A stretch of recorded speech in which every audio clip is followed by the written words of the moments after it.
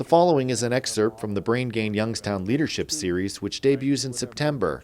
The new podcast features conversations with local leaders who are focused on building a culture of entrepreneurship and promoting workforce development. We've conducted 122 student interviews over the past several months, and we've actually found that there's still a stigma and still a bias for four-year degrees, and that the kids themselves said, we wish the trades and we wish the military would be more aggressive in pursuing us, and beyond just simply the recruiting and the visits, but actually show a path to what a successful career looks like. Yeah, and hopefully as generations move on, the stigma will become less and less. Right. But we are working just in the Youngstown city schools. I know we're involved with Youngstown Community School and 7 or 8 other schools with the United Way, and we have been really trying on Career Day.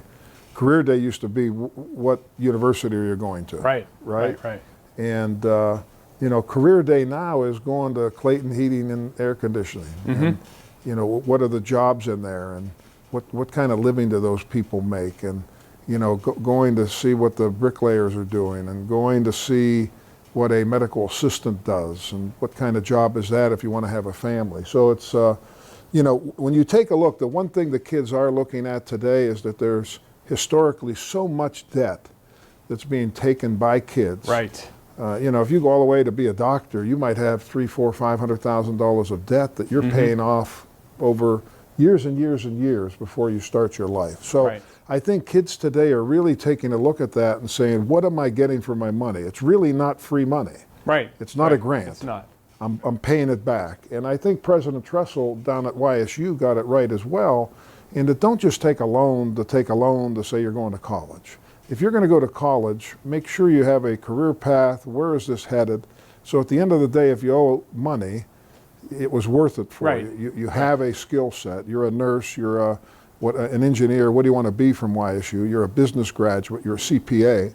And if you leave there with $70,000, $80,000, $90,000 of debt, and you're working when you're 23 years old, it makes sense. But I think the kids of today are looking at that saying, wait a second, I could go to this path, I could go to technical school for 2 years, come out and make $50,000 with the technical school or the union paying for my education, and come out with no debt and work when I'm 25.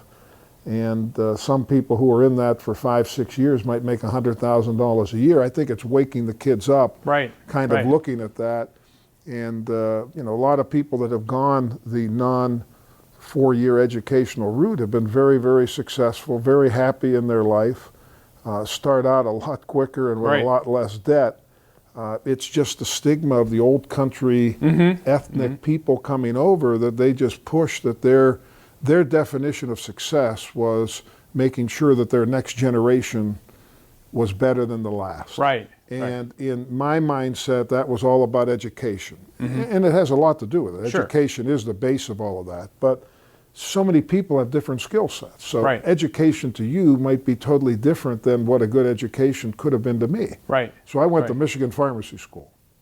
Not using much of that today. So I would have got a heck of a lot out of those hundreds of thousands of dollars of scholarships if I would have taken business classes at Michigan. Maybe I could have been a little bit further along, after my playing days. But that's something that I'm just seeing the younger generation, they're talking a little bit more about debt. More deliberate choices. And taking a look at that, and I think we have to do a better job feeding the younger kids of seeing the world, of seeing the other jobs. The interview you just watched is an excerpt from the Brain Gain Youngstown Leadership Series, which debuts in September.